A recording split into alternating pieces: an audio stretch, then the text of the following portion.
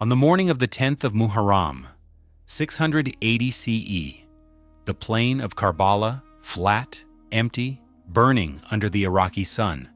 On one side, an army of thousands. Some accounts say 4,000, some say 30,000. All of them soldiers of the Umayyad state, armed, mounted, fed, watered. On the other side, 72 men. And behind those 72 men, the women and children of the household of the Prophet Muhammad, peace be upon him. They had been without water for 3 days. The children were crying from thirst, and the man standing at the front of those 72, the man between the army and his family, was the grandson of the Prophet himself, Husayn ibn Ali, son of Ali ibn Abi Talib, son of Fatima al-Zahra, the daughter of Muhammad. The man the Prophet had called one of the masters of the youth of paradise. The man whose name the Prophet had whispered in his ear at birth and wept over with foreknowledge of this very day. He stood there, and he did not move. This is the story of why. To understand Karbala, you have to begin not with war, but with love. Husayn ibn Ali was born on the 10th of January, 626 CE in Medina, the second son of Ali and Fatima, the younger brother of Hassan. When the news of his birth reached the Prophet Muhammad, he came immediately to his daughter's house. He took the infant in his arms. He whispered the call to prayer, the adhan, in one ear, and the iqama in the other. And then the Prophet wept. Those around him asked why he was crying at such a joyful moment. He said that this child would face a great trial, that he would be killed, but that God would create a nation who would mourn him until the day of judgment. He named the child Husayn, a name chosen by God, it is said, transmitted through revelation. And he said, in words recorded in the canonical collections of hadith, in Sunan al-Tirmidhi and Sunan ibn Majah, words that both Sunni and Shia scholars have transmitted across 14 centuries. Husayn is from me, and I am from Husayn. Allah loves those who love Husayn. Al-Hassan and Al-Husayn are the masters of the youth of paradise. These were not ordinary words about an ordinary child. They were a prophecy, a declaration, a connection so profound that the Prophet tied his own identity to this grandson's name. Husayn grew up in the house of the Prophet. He climbed on his grandfather's back while Muhammad prostrated in prayer. The Prophet would hold that position, the most sacred position in Salah, so as not to disturb the child. He was carried on the Prophet's shoulders in the mosque. Muhammad would interrupt his own sermons to pick up Hassan or Husayn when they entered, carrying them to the front, telling his companions, "Look at these two. Remember them." The companions who witnessed this remembered it for the rest of their lives, and they passed those memories to their children, and their children passed it forward until it reaches us today. When Muhammad was alive, Husayn was a child at the center of the most important family in the world. His mother Fatima was the Prophet's beloved daughter. His father Ali was the cousin, companion, and son-in-law of the Prophet. His grandfather's arms were the safest place in the world. Then the Prophet died. Husayn was barely 7 years old. Then Fatima died, just months after her father. Her grief so total that she followed him quickly. Then Husayn grew up without his grandfather and without his mother. He grew up watching Islam expand and evolve and sometimes fracture under the weight of its own growth and the complications of human ambition. He grew up as a man of profound faith, deep learning, and extraordinary personal nobility. The companions of the Prophet described him as the man who most resembled Muhammad in his manner, his generosity, and his bearing.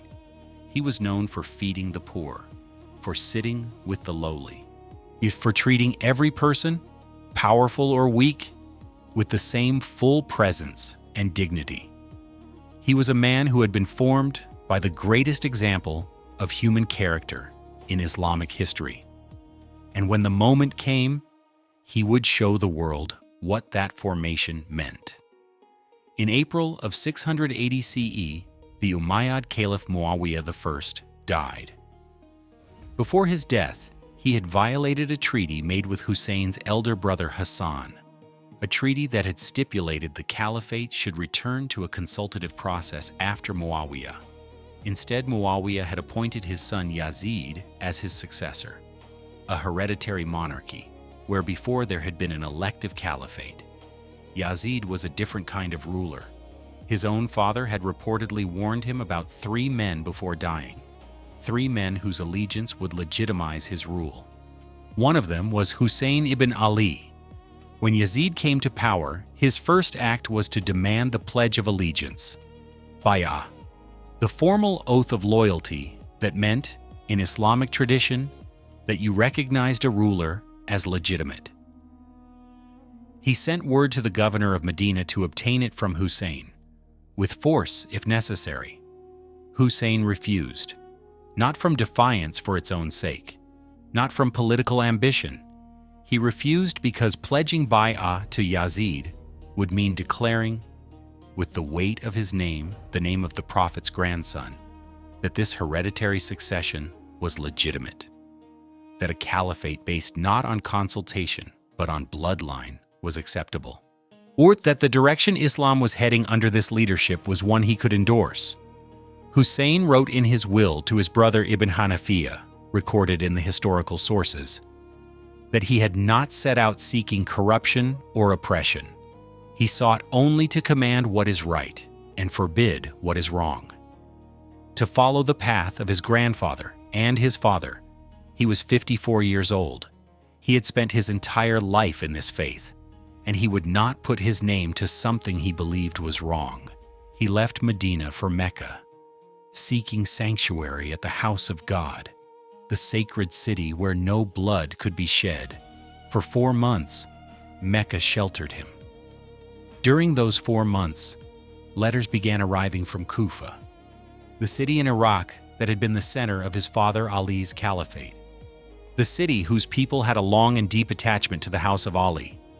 Letters, hundreds of them, then thousands. Some accounts say 12,000 letters in total, all of them with the same message. Come to us. We are with you. We pledge our allegiance to you. Come and lead us. Husayn sent his cousin Muslim ibn Aqil to Kufa ahead of him, to assess the situation, to verify whether the support was real. Muslim arrived in Kufa.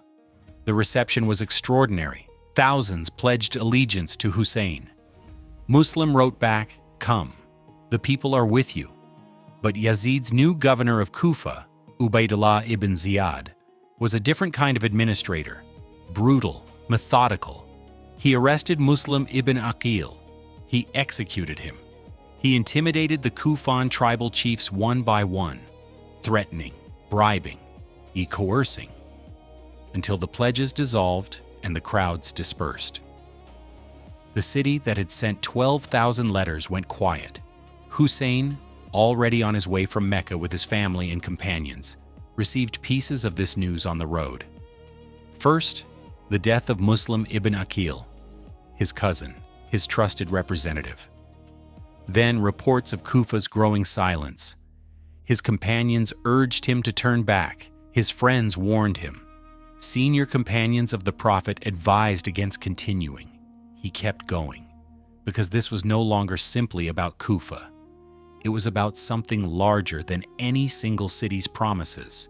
His caravan was small, 72 fighting men, and the women and children of the Prophet's family, his sisters, his daughters, his nieces, the children. On the road to Kufa, the Umayyad vanguard found him. 1,000 soldiers under a commander named al-Hur ibn Yazid al-Tamimi.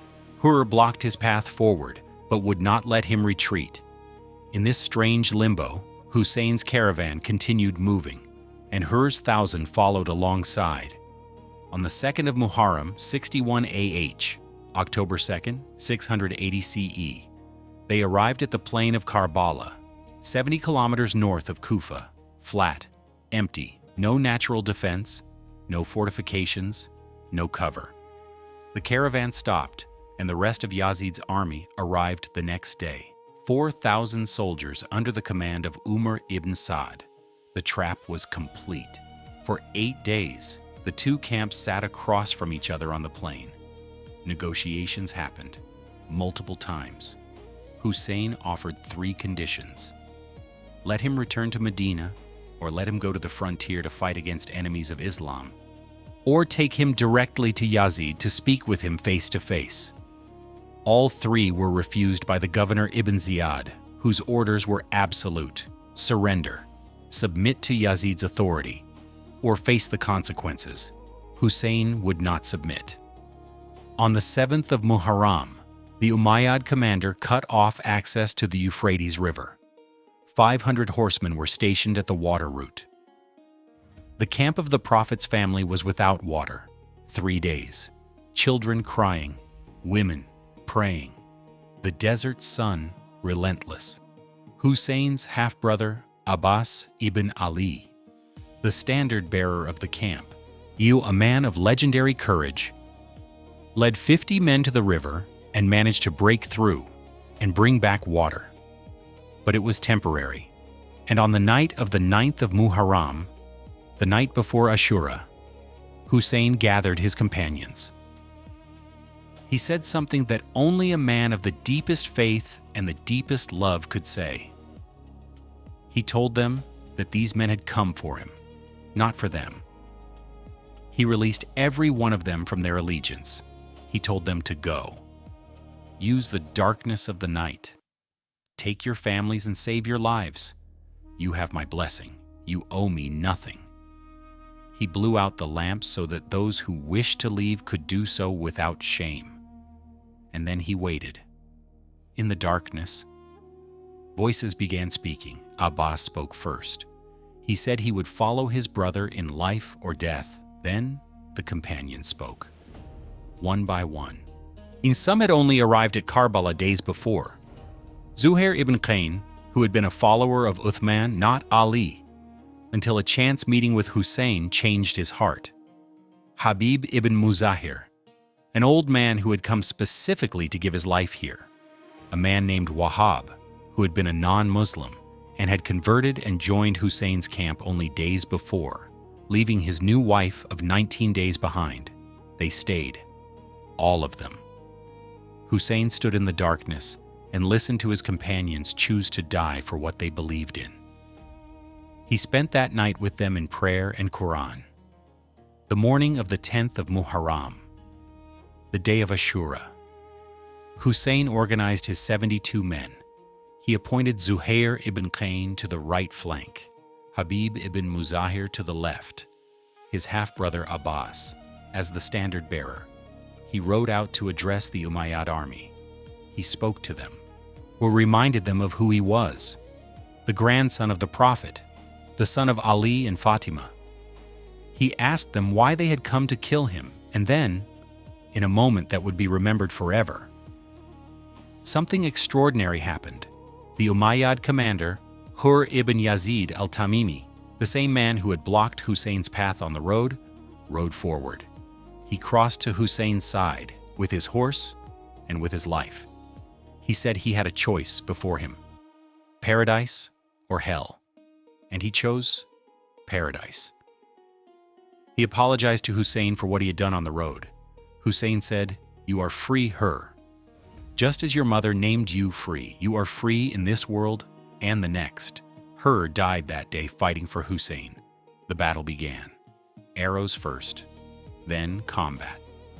The 72, thirsty, outnumbered, exhausted, fought with everything they had. One by one, the companions fell.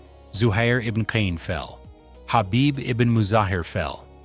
The old men who had begged Husayn for the honor of martyrdom received it. Husayn's son Ali Akbar, young, resembling the Prophet more than any man alive, went out to fight and was killed. When Husayn received his son's body, his grief was immense and total. Then the sons of Husayn's brother Hassan fell, then the nephews, then the sons of Aqil, then the sons of Jafar, the family of the Prophet fighting on the plain of Karbala, Abbas, the last to fight, the standard bearer, the beloved half-brother, went to the river to bring water for the children one final time. He reached the water, filled the water skin, began riding back. He was surrounded. Both his arms were cut off. He could not drop the water skin. He held it in his teeth. He continued riding toward the camp. An arrow struck the water skin. The water spilled into the sand of Karbala.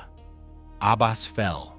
When Husayn reached his half-brother's body, something in him was changed forever.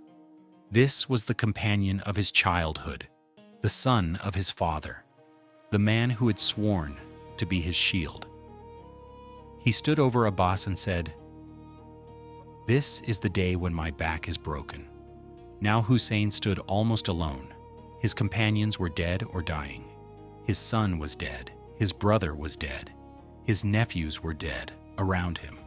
The sounds of children crying from thirst. The women of the Prophet's household watching from the tents, the Umayyad army hesitated.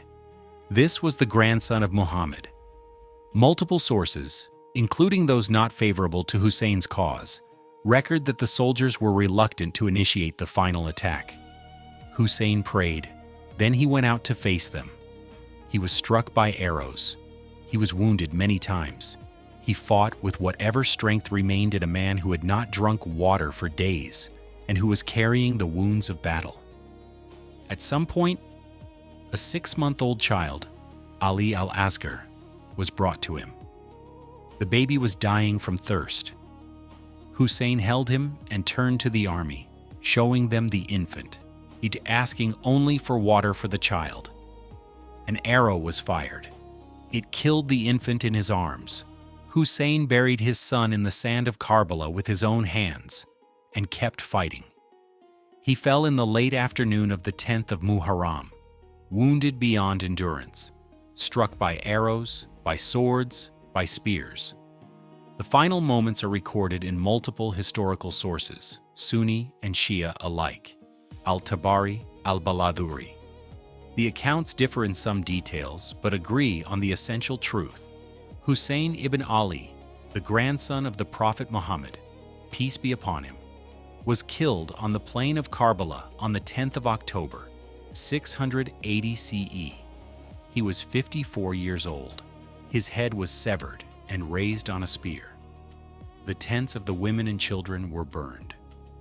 The survivors, among them his sister Zainab bint Ali, his son Ali Zain al-Abidin, who was too ill to fight and thus survived, and the children were taken captive, loaded onto camels, marched first to Kufa, then across the desert to Damascus, to the court of Yazid. Zainab bint Ali, daughter of Ali and Fatima, sister of Husayn, stood before the court of Yazid in Damascus and delivered words that have echoed across 14 centuries. She declared that whatever they did to the bodies of the martyrs, they could not destroy the truth those martyrs had died for. She said that the legacy of Karbala would outlast every throne. She was right. What happened after Karbala? Immediately. Shock. Then outrage. Then uprising. The Umayyad Caliphate had killed the grandson of the Prophet on the plain of a sacred month after cutting off water to children. After surrounding 72 people with thousands of soldiers. The grief that spread through the Muslim world was immense and immediate. Even Yazid himself, according to some accounts, including those recorded by Ibn Kathir, wept when the head of Husayn was brought to him. He reportedly cursed Ibn Ziyad for exceeding his instructions. He sent the surviving family of Husayn back to Medina with honor and compensation, but the damage was done. The second fitna erupted within months. Multiple uprisings across the Islamic world demanded revenge for Husayn. A group called the Tawabin, the penitents, rose up in grief and guilt for having abandoned Husayn after inviting him. They went to Karbala to mourn at his grave before riding to their deaths in battle. He's seeking martyrdom in atonement. Mukhtar al-Thaqafi seized Kufa under the slogan of revenge for Husayn and hunted down those who had participated in the killing. The Umayyad dynasty never recovered its moral authority. 70 years after Karbala, the Abbasid revolution overthrew the Umayyads, claiming explicitly to avenge the blood of the Prophet's family. But the legacy of Karbala is not primarily political. It never was. It is spiritual. It is the question that Husayn's stand forces every person to face, regardless of faith, culture, or century. When you know what is right, when standing for it will cost you everything, when every rational calculation says submit, compromise, stay alive, what do? Husayn answered that question on the plain of Karbala. He had been offered a way out, multiple times, right up to the last moment. Submit to Yazid, just say the words. Just give the formal pledge. Every time, he refused. Not from pride, not from stubbornness. Because his grandfather had spent his entire life teaching something. That truth is not negotiable. That justice is not a commodity. That the test of faith is not what you say when it costs nothing. It is what you do when it costs everything. Husayn paid the ultimate price, and across 14 centuries, his name has not diminished. It has grown. Every year, on the 10th of Muharram, hundreds of millions of people across the Muslim world, Sunni and Shia both, remember what happened at Karbala, the day of Ashura. In cities across Iraq and Iran and Lebanon and Pakistan and India and every place Muslims live, the story is told again. The grief is felt again. The lesson is absorbed again. Ibn Taymiyyah, the great Hanbali scholar, not a man known for sentimentality, described the killing of Husayn as one of the greatest catastrophes in Islamic history.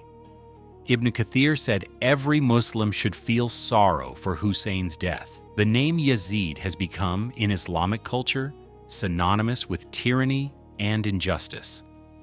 The name Husayn has become synonymous with something else entirely, with the idea that a man can face an army of thousands with 72 companions, that he can watch his sons and brothers and friends fall one by one, that he can hold his dying infant in his arms in the desert, that he can face his own death without water, without hope, without reinforcements, and still choose truth over surrender, still hold his ground, still refuse to say what is wrong when he knows what is right. The Prophet said, "Husayn is from me, and I am from Husayn." On the plain of Karbala, the world saw what he meant. Husayn carried forward not just the blood of the Prophet, he carried forward the soul of everything the Prophet had lived and taught and sacrificed for. He gave his life so that something true could never be said to have been abandoned, so that future generations, looking back, could see that when the moment came, when the test was total and the cost was absolute, the grandson of Muhammad stood and did not kneel. The shrine of Imam Husayn stands in Karbala today, the golden dome rising above the plain where he fell. Every year, millions of pilgrims come to stand where he stood, to weep where he fell, to say his name in the place where he gave everything, and to carry forward the lesson he paid for with his life. That truth has a cost, that justice demands sacrifice, that the question is not whether you will face the moment that tests everything you believe in. The question is, when that moment comes, what will you do? Husayn ibn Ali answered that question. On the 10th of Muharram, on the plain of Karbala, for all of us, for all time.